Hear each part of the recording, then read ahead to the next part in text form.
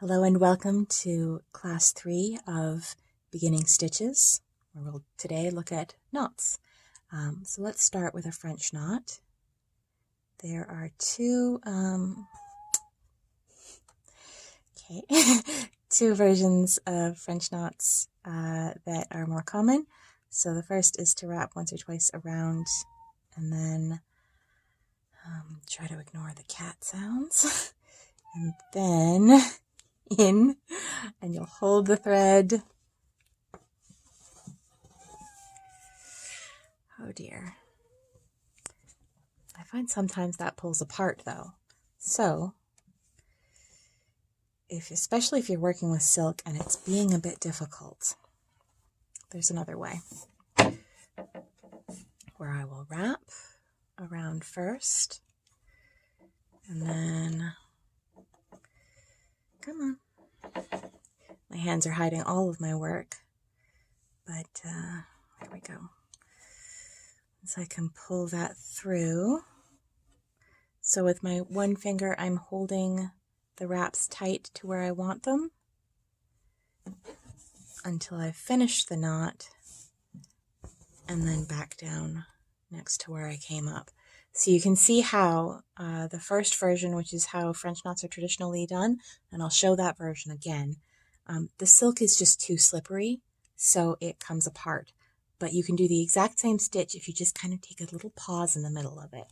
So I don't think I can do this with one hand up and one hand down.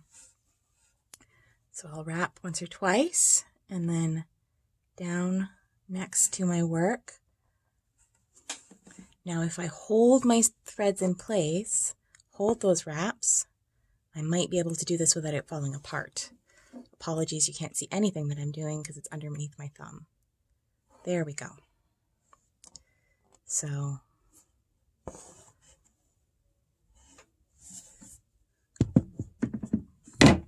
again, wrap once or twice, down in place, and if I hold this,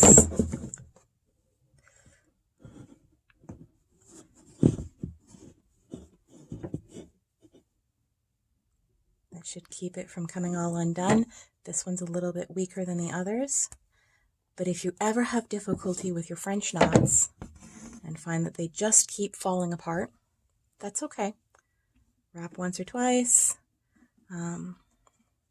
With a really thick thread like this pearl silk, not more than twice. With a thinner thread, you might find that you're able to do more than that. You can always give your needle a little bit of a twist if you're having trouble getting those wraps through. And then, once we've finished the knot, back down. So, French knots classically, and then there's also the version that makes sure that they don't come apart. There's a third way to fake a French knot, but let's first learn how to do bullion knots. So with a bullion knot, usually it covers a little bit more space. So I come up.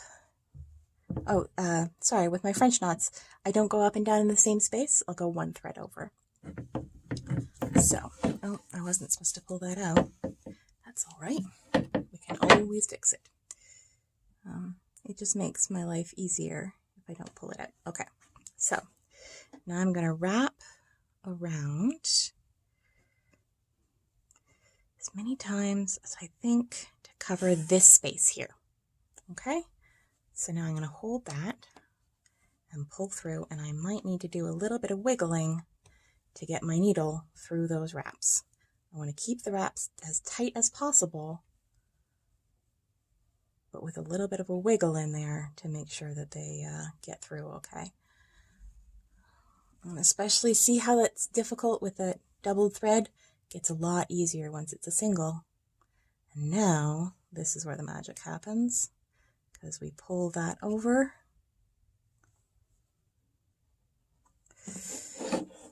And back down. So this is a little bit lumpy, because again, this thread is a bit thick for bullion knots, but that's okay. fun thing about bullion knots is that they can be done, oh, I shouldn't have come so close, that's all right, so that the space they cover is smaller than the size of the thread, and doing that you can make a curved line. So I'm going to cover this space of a few millimeters, and I'm going to wrap it with more than a few millimeters of thread this time. And apologies, you'll see nothing because my hands are going to be in the way as I try to fight with this knot a little bit.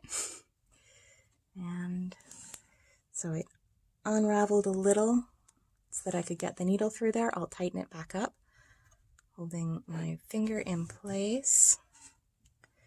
And then again, gets a lot easier once I'm no longer pulling a double thread through. Just gonna ease out the thread behind. Oh, messy, messy, messy. Okay, so bullion knots are not really my strong suit. So because this stitch is longer than the space it covers, it has room to curve. And you can do this to make a stitch called a bullion rose, which can be very pretty.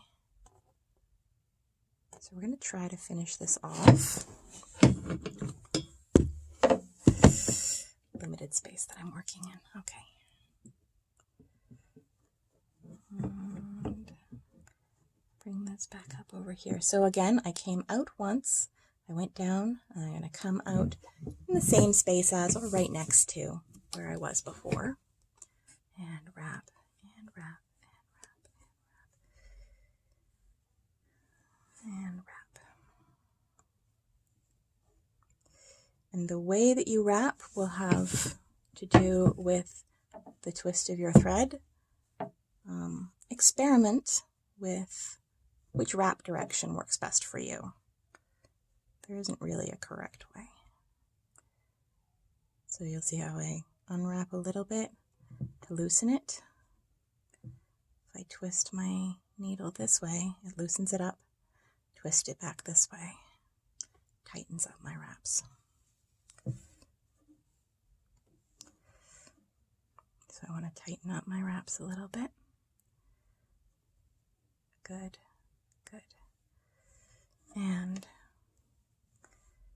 back down.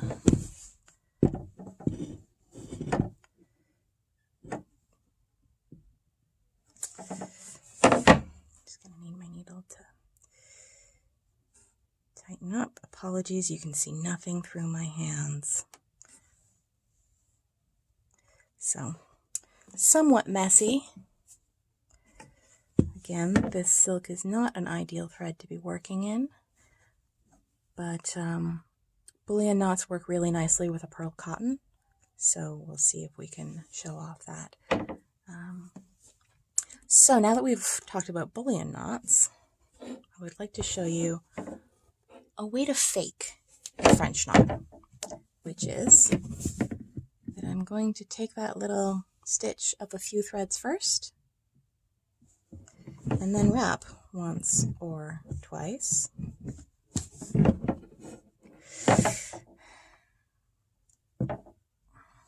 Apologies, my setup isn't very stable. So again, and back down. And you can't really tell the difference just from the front side between this teeny tiny bullion knot and a proper French knot. But if ever you're having just a real difficulty with French knots, or you feel like you want them to be more secure if it's going onto a garment or something that gets washed, little bullion knots can be a very good replacement for that. So those are our individual knots. Now let's have a look at coral stitch. Okay, I had to switch my work around because this stitch is best worked right to left if you're right-handed. So we are going to so I've come up, I'm moving further along my line, and a little stitch top to bottom. That may be too much. Let's do that. Okay. And I want to cover my needle and then loop underneath it. So I've made a little knot in my ongoing work. So take a little stitch, cover my needle, loop underneath it, and a little knot where I come down. So cover my needle, there we go, loop underneath it, oh, maybe not, cover my needle and loop underneath it, there we go. And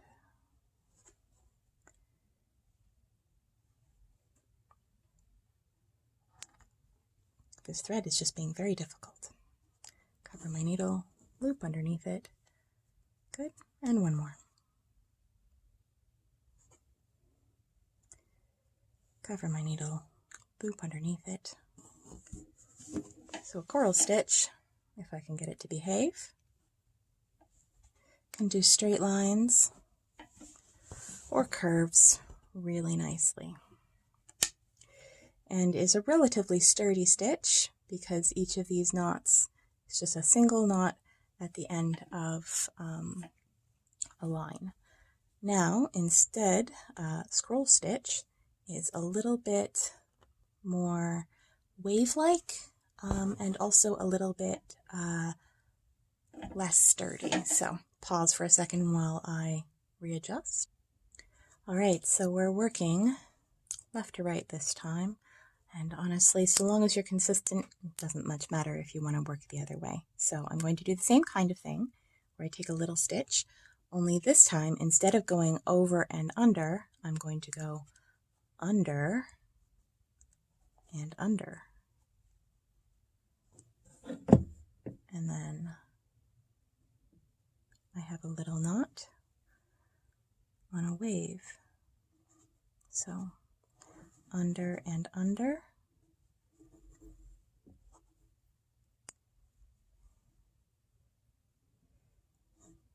Little stitch, don't pull all the way through. Under and under. And little stitch, under and under. If I give it more room here, more play, then I get a bigger wave and a slightly looser stitch. If I pull them a little tighter, I get less wave, but a tighter stitch. So again, under and under, and you'll find the tension that you like best. And then when you're done, back down there. So again, with the coral stitch, it has a little bit more of a wave to it. It doesn't show super well in this thread.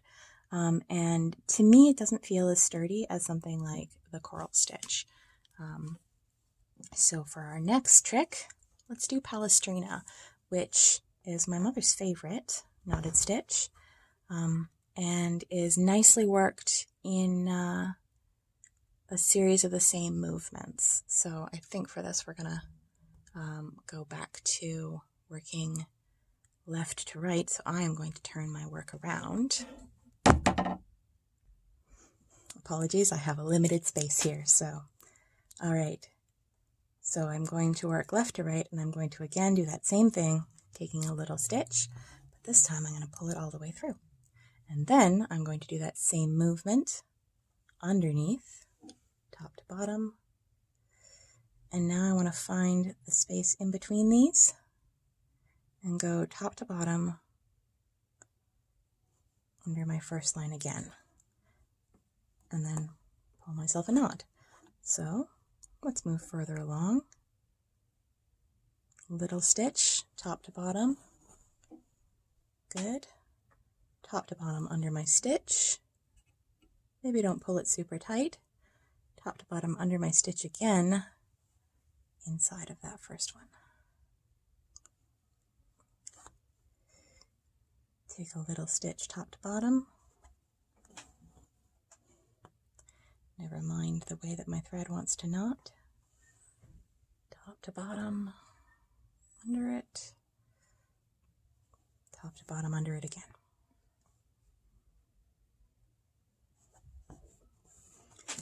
If your thread gives you trouble, just remind it who's boss. Top to bottom. And again, see how I need to make a little space here so that I can see. Unfortunately means you can't see. There we go. Oh, goodness. Okay. Top to bottom. There we go. So again, this Palestrina or double knot stitch works nicely for a line, whether it's a straight line, a curved line, an outline. Any of these would make lovely vines or edging. There we go. And then when you're done, just like with the rest of them, top it off like that. So here are our knotted stitches and the back side of them. So you can see that going in between the individual knots, you get some leaders. And then on all of these knotted moving linear stitches, they're just little dots on the back. And in my sample piece that I did earlier, this one is worked in cotton, so these bullion knots are a little bit more cooperative. I sometimes find that working knots in silk is just the bane of my existence. So we have our French knots here. This is the traditional method. This is the secondary method, and you should find that there's pretty much no difference visible between those. And then I have my fake French knot bullions, actual bullion stitches, and those work a lot better in a cotton than they do in silk, especially something that is as slubby as this. Then we have a nice coral stitch and a scroll stitch, and here's where you can really see that waveform. Again, the cotton is just nicer, or in the double knot or the Palestrina, which can pull tightly, so you sometimes might want to give it a little bit more of a loose tension on the top, especially for your first stitch. So thank you very much. That's knots for today.